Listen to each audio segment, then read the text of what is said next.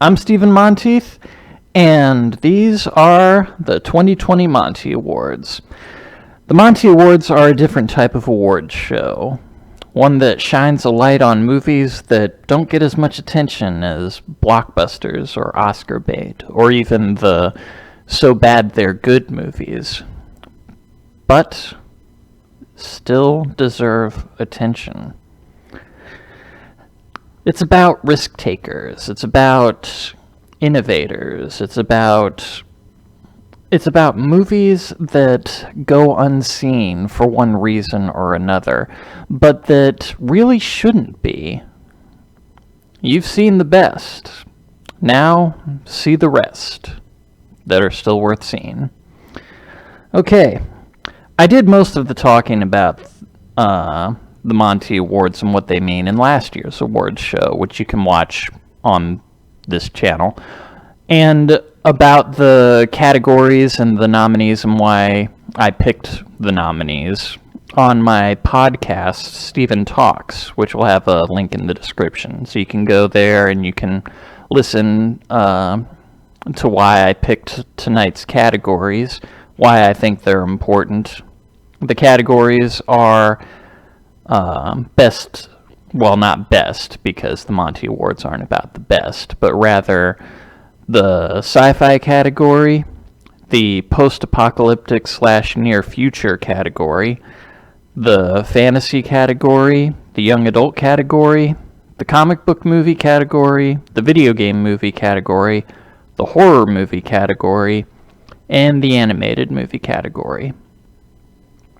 Like I said, I did most of the explaining on my podcast, but just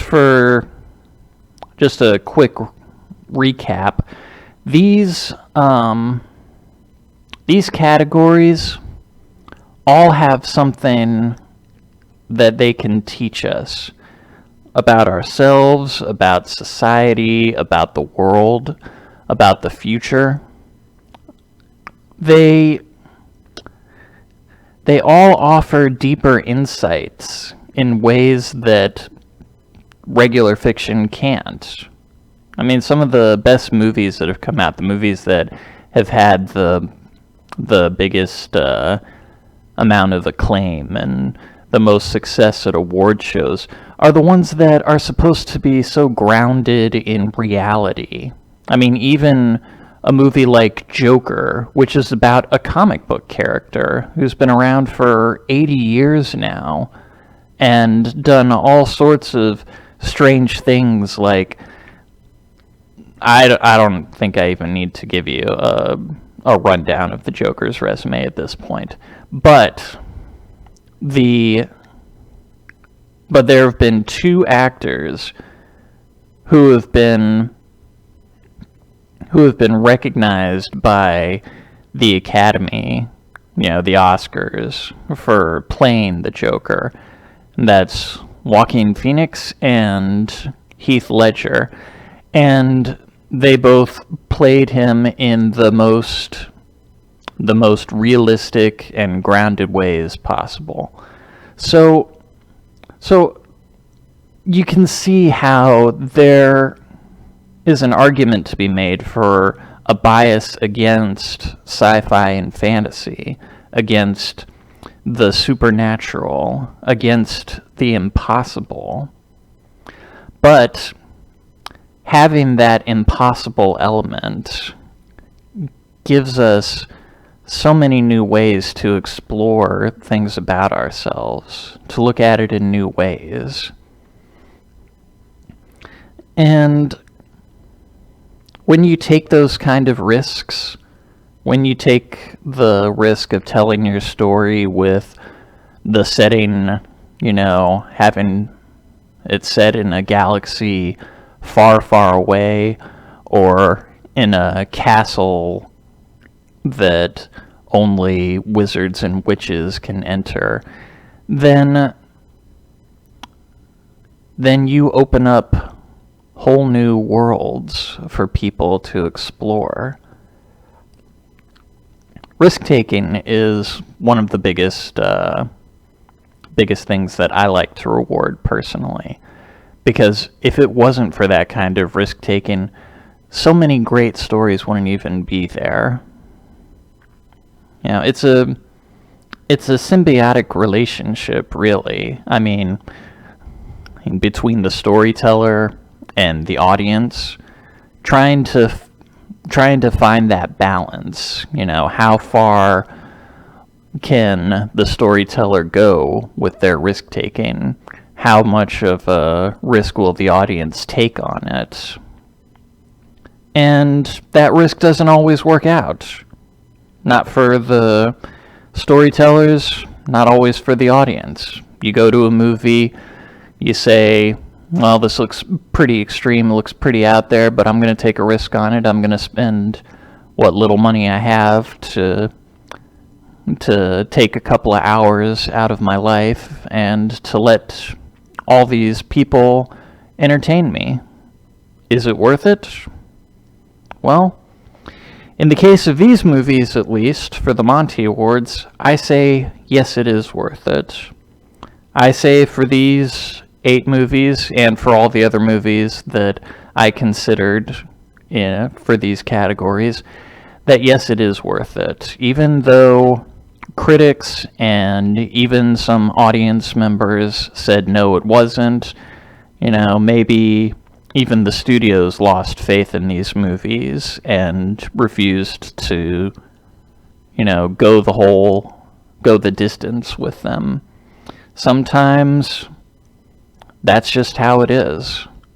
It can be pretty subjective, but at the same time, they did take that risk.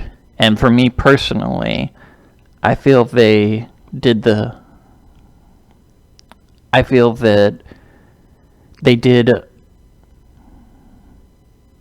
best they could, and that these movies deserve to be recognized for that. The first category is sci-fi. There have been a lot of great sci-fi movies this last year. There have been, like I said, so many different types of settings that you can put these movies in. You had Star Wars, you had the Avengers, and when you have movies like that have so much invested in them, and audience members and fandoms that have invested so much in them, there's not always a lot left over to invest in other types of movies. But there is one movie, well, several, like I said, but for this moment, for this Monte Award, I'm giving it to Alita, Battle Angel, because I think this movie was just spectacular. I mean, there's so much about it that is just so excellent. The special effects, I don't even know how to describe them. They're so lifelike. They're so next level. They're so beyond anything that I personally have ever seen. It's not, you know, a giant space battle like in Star Wars or even like in Avengers, but the main character is a cyborg, a brain in a body, and she is just so lifelike, so incredible. You can't even see the seams, as they say. It's seamless.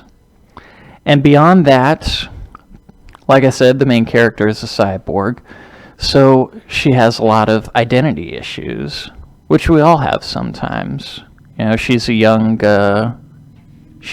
character, and I actually considered this for the young adult category when I was putting all this together, but we'll get more into that later. But beyond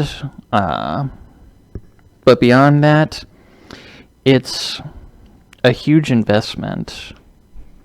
It was a huge risk putting this together at a time when so many people are invested in comic book movies and mega franchises. The people behind Alita Battle Angel, and it is its own franchise, yeah, but not one that is known too much to American audiences. They did put a lot of effort into bringing this beloved franchise to life for a whole new audience here in the United States in a brand new way. And I think that deserves more attention than it got. So, Alita Battle Angel gets the 2020 Sci-Fi Monty. The 2020 Post-Apocalyptic / Near Future Monty goes to Terminator Dark Fate. Now, these two movies have a lot in common, really, because one of the main characters, well, several of the main characters in Terminator are also cyborgs, and they both have like near future settings. There's so much overlap between all these categories, really, and I talked about that in my podcast, so I won't get into that too much here. But Terminator Dark Fate was an effort to revive a struggling franchise that many people say hasn't been a good one for decades, even. But I feel that Dark Fate was a great movie, and it explored a lot of issues with the main character, Sarah Connor. She's really the main character of the franchise itself. A lot of people think that John Connor is the main character. A lot of people think that the Terminator is the main character. But Sarah Connor is really the main character of the franchise. And Terminator Dark Fate really dove deep into her darker side, her darker psyche, the kind of person she could become in a kind of dark future. That kind of alienated some people, I think, but I think it was a brilliant examination of her, and it carried on from the kind of characterization that she got in the second movie, Judgment Day. It was, you could really see the three movies, the first Terminator, Terminator 2 Judgment Day, and Terminator Dark Fate. You could really see it as a Sarah Connor trilogy. And I think that's what they were going for. I think they were looking to wrap up her story in a way that other movies in the franchise had failed to do. And I think that is just one reason why it deserves another look, why it deserves more attention than it got. Not to mention all the other characters in the movie. I don't want to go into too much. There is so much to cover with that movie, but I'm just going to say the 2020 Post-Apocalyptic / Near Future Monty definitely earned by Terminator Dark Fate. Now let's move on to the fantasy category. There was such a variety of fantasy movies in 2019. I mean, you had Aladdin, you had Cats, you had Maleficent, you had Yesterday, Godzilla. So many different types of fantasy out there. It's such a rich genre with so many different subgenres. And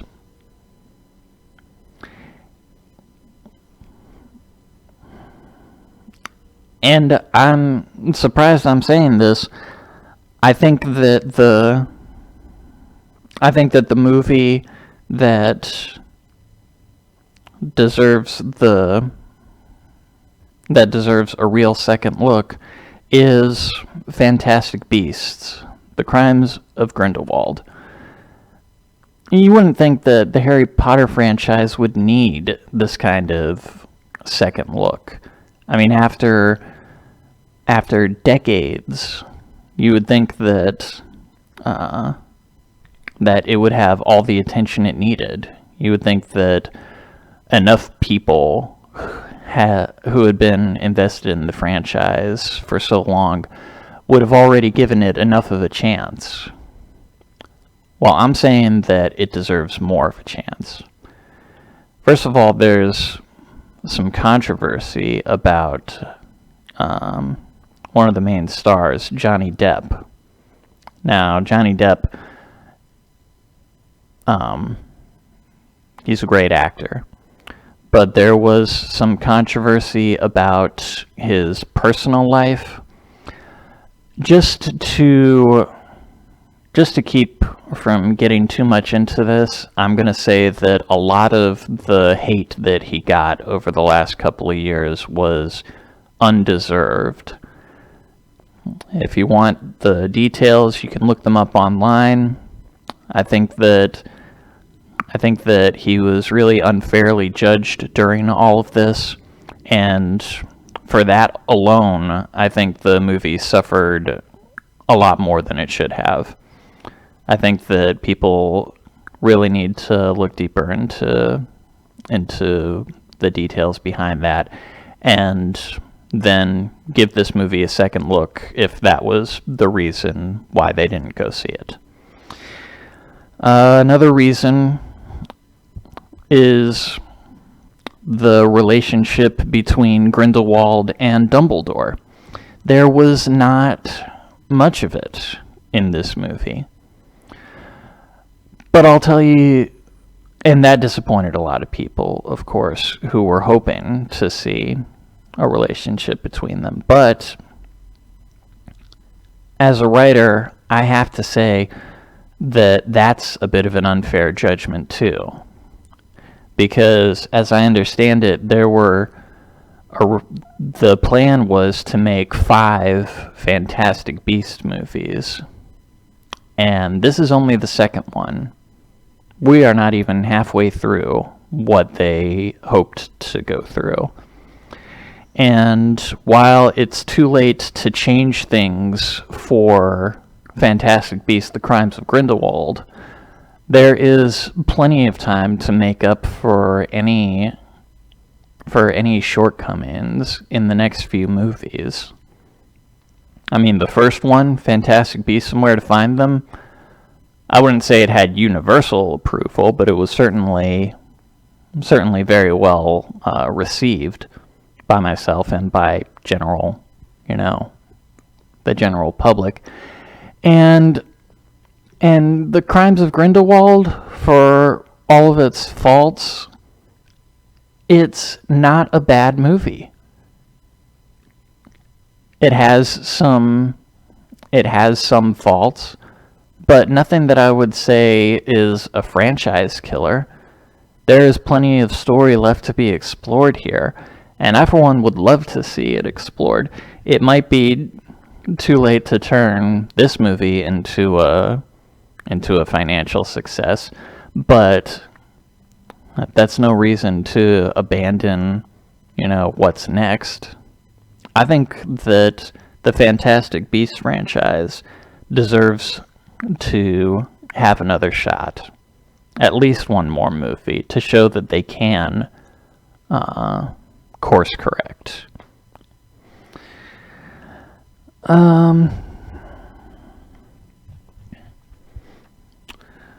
Moving on to the young adult category.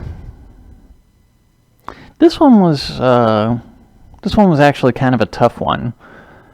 Not only did some of the potential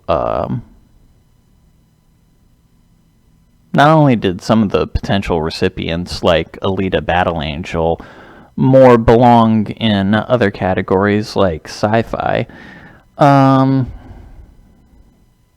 there just weren't really a lot of young adult movies like we've had in the past. You know, we had Maze Runner, we had Harry Potter, which has now become an adult franchise, and we had Twilight, and we had Divergent, etc., etc. And now it seems that young adult series are finding their homes in streaming services, in miniseries and full series even. But there is a movie that I think pretty much encapsulates the young adult experience, and that's Wonder Park. Now, Wonder Park is an animated movie that is about a young girl who has to face the prospect that she may never see her mother again. And she has a wild imagination that her mother and her father have tried to encourage, have tried to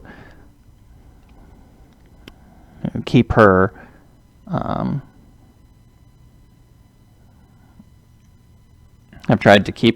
track with.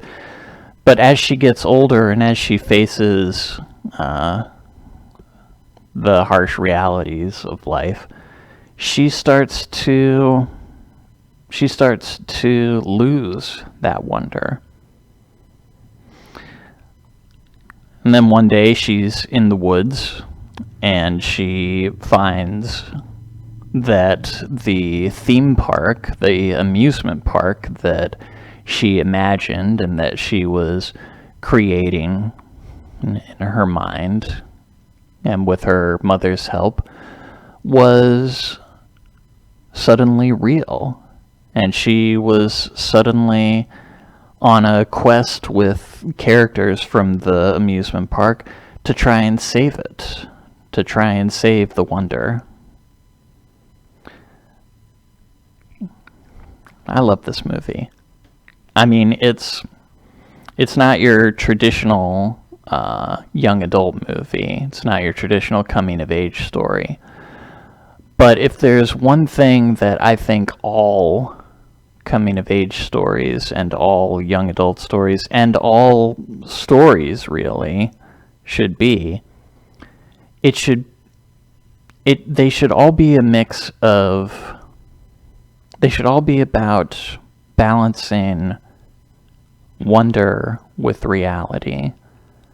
Because we all have responsibilities and we all have things in our lives that need our attention in order for our lives to continue. But we all need to hold on to the parts of our childhood, the parts inside of us that make life worth living. I mean, why else would we even watch movies? And so Wonder Park has a great message. And it delivers it in a very fun way. There are original characters, there are exciting scenes, there's humor, of course. It's a very funny movie. And it has a great voice cast too. It's not a Disney Pixar production, which I think might have hurt it a little bit, but it's still a great movie. You know, it didn't get nominated for Best Animated Oscar, but it's still one of the best movies of 2019 as far as I'm concerned. And that's why I'm giving it the Young Adult Monte Award. And now on to comic books. I've talked about them a little bit already in this video. There have been a lot of really great comic book movies lately. It's such a boom from what we used to have. The past, 20 years, it seems, that people have been trying to define what a comic book movie should be. There have always been comic book heroes in movies. There have always been Superman movies and Batman movies and Zorro and the Lone Ranger. Not exactly comic book characters, but the same types of characters, the inspirations for them. But just in the last couple of decades, we've really been trying to nail the formula, basically. We've been trying to find out just how much goofy action we need and how much realism we need. It's like I was saying with Wonder Park. You need to have a balance between fantasy and reality.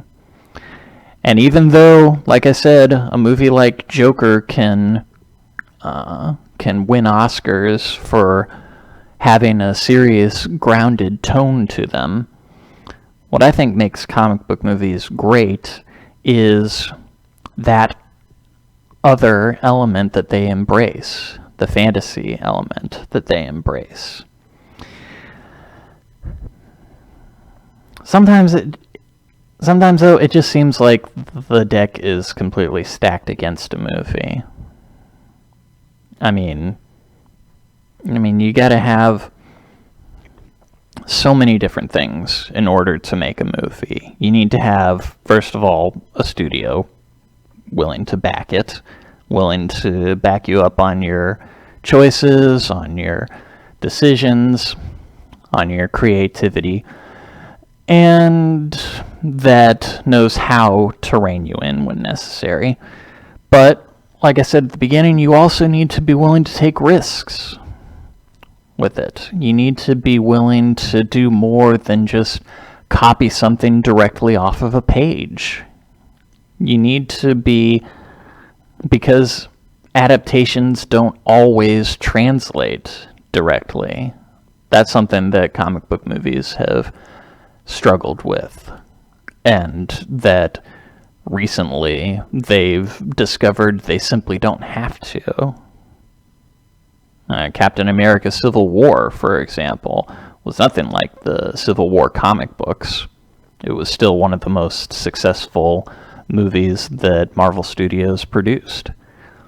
So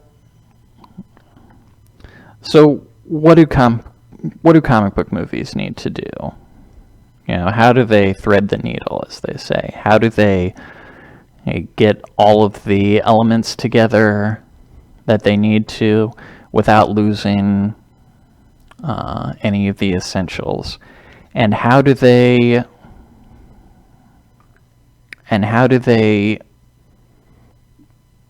produce something when reality itself seems to be intruding, standing in their way? I'm talking, of course, about Dark Phoenix. Now, Fox owned the X-Men franchise, and they've been making X-Men movies for 20 years. But with varying degrees of success over those 20 years. They've been evolving along with the genre itself. And it felt like they were just getting a handle on that. That they were really ready to give us something great with Dark Phoenix. Their plan was for a trilogy of movies. But then Disney, who owns Marvel Studios and has been producing Avengers movies for over a decade now, they stepped in and they just bought all of 20th Century Fox. And when they did, they said, you know what? not to tell you how to make your Dark Phoenix movie, but we're really not going to be doing the other two movies in it. So, whatever Fox originally had planned for the Dark Phoenix trilogy, we'll probably never know, because not only did they have to not make the other two movies, they had to remake a large portion of Dark Phoenix itself. Now, if you're watching the movie and it seems like the last half of it is something completely different than what it should be, it's because that's exactly what it is.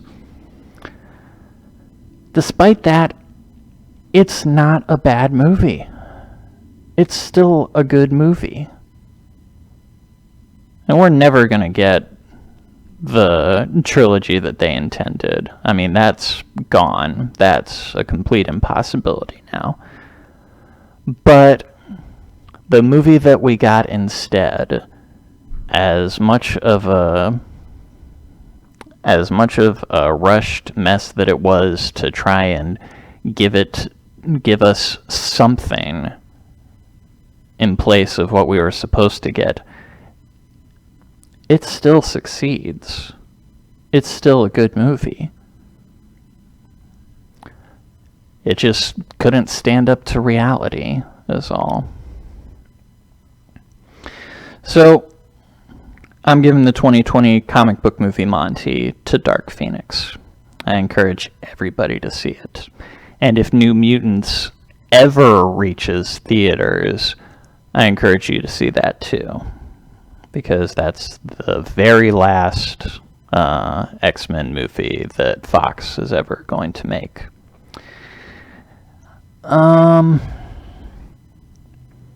Okay, moving on to video game categories.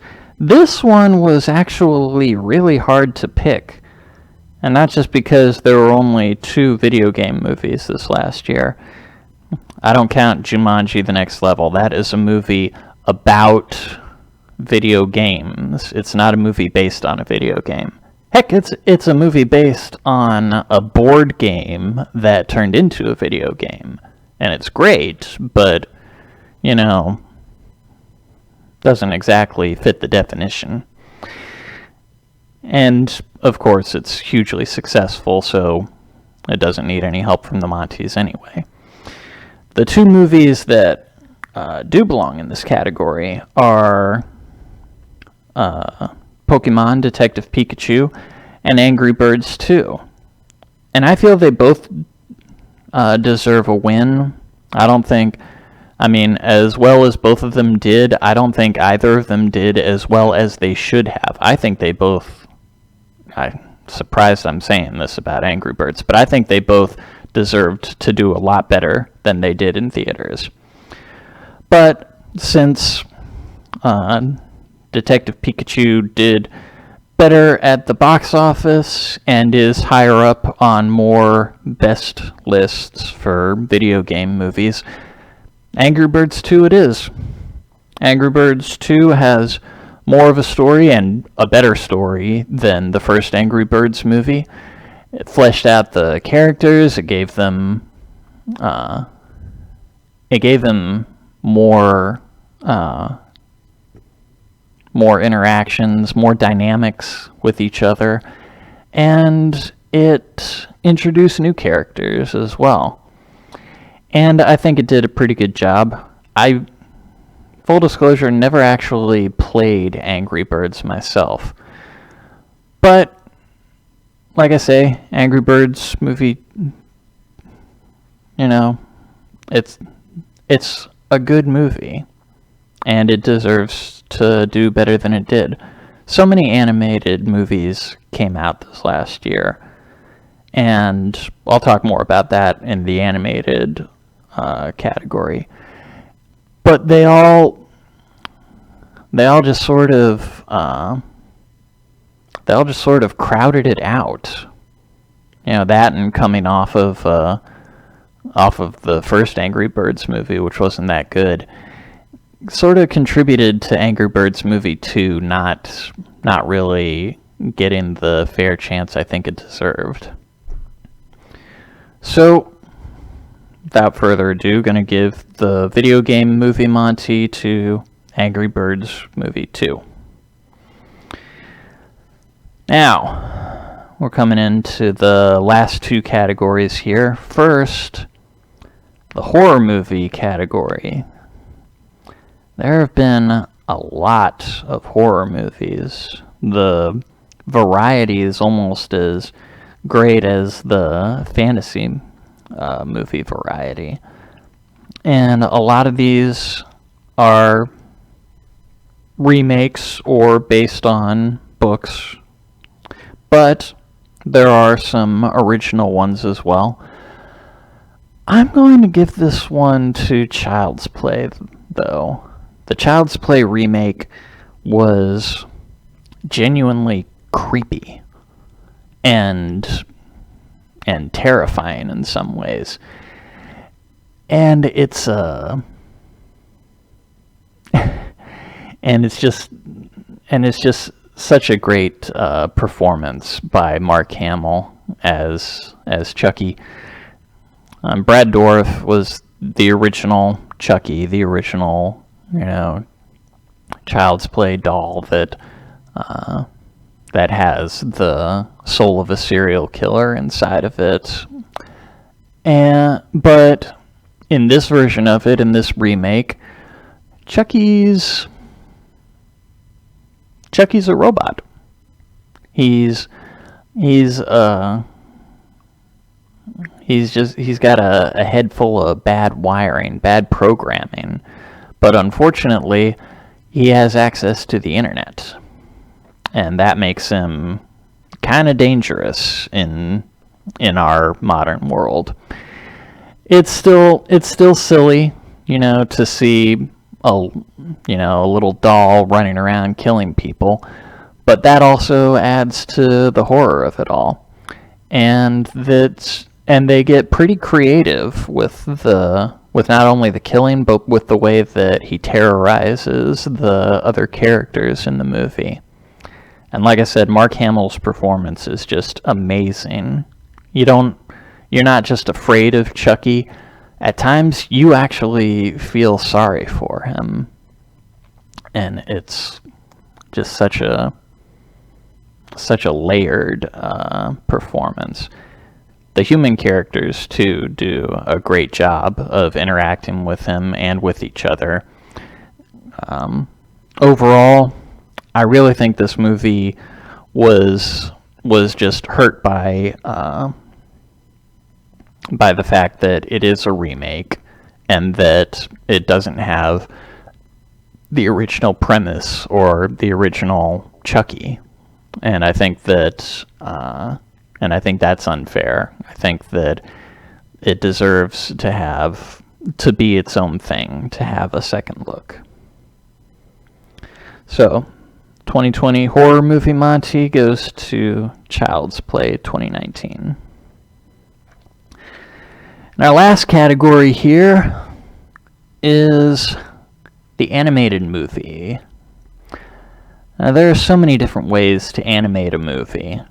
You can do it in stop motion, you can do it with traditional animation, 2D animation, you can do it with computer generated animation.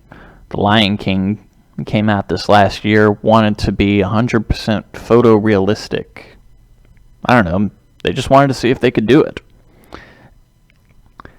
Some people call it the live action Lion King. Not true. Those are not live animals. Those are animated animals. They're just animated in a different way. And there's a whole lot of debate about, the different types of animation. You can listen to those online. That's not what this is going to be about here. This is about a movie that I think was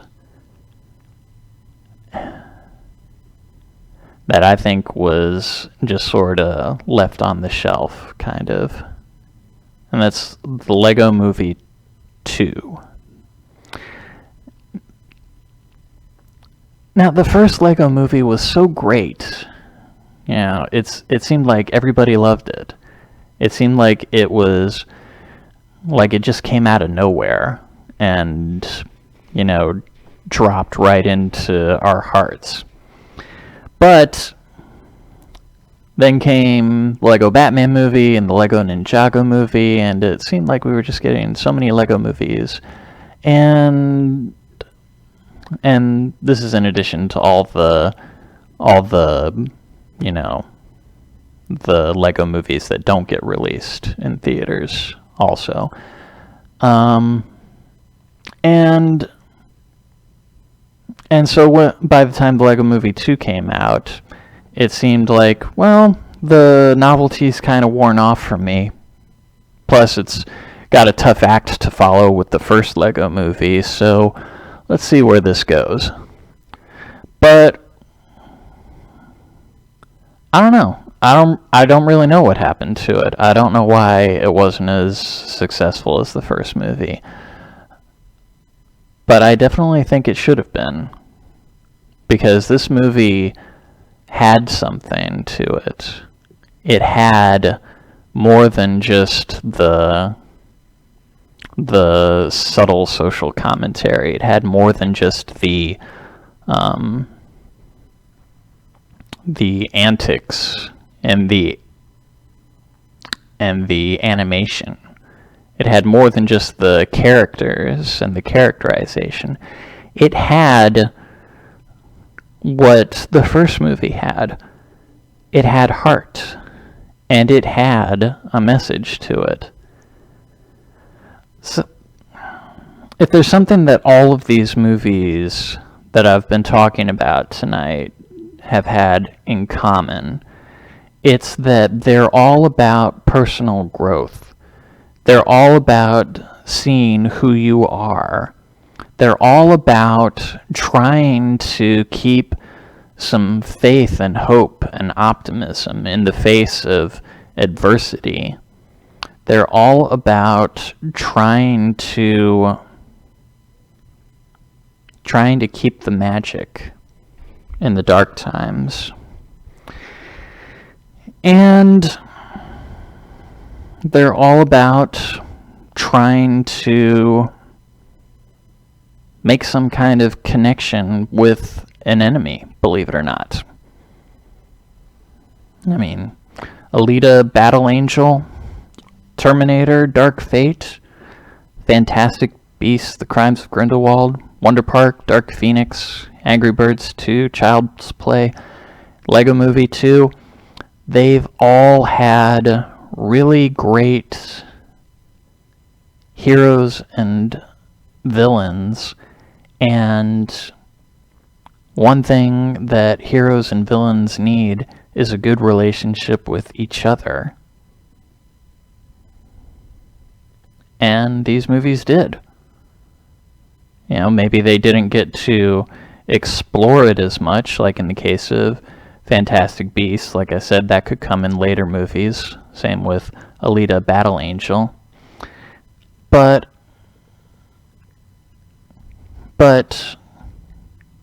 that's what life is about.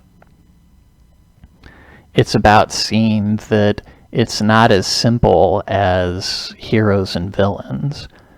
It's about seeing that it's not as simple as leaving your childhood behind and embracing your future. It's about seeing that it's not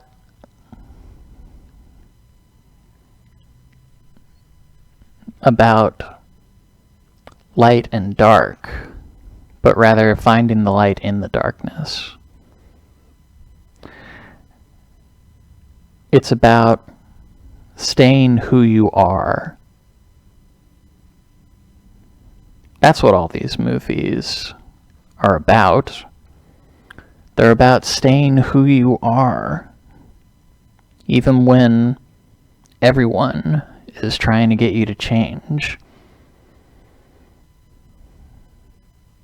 Because the world is going to need you to be who you are.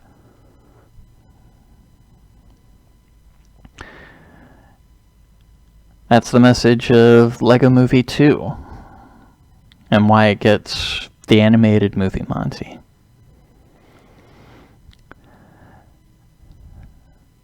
All right. Well, thank you for listening. That's all for this movie. That's all for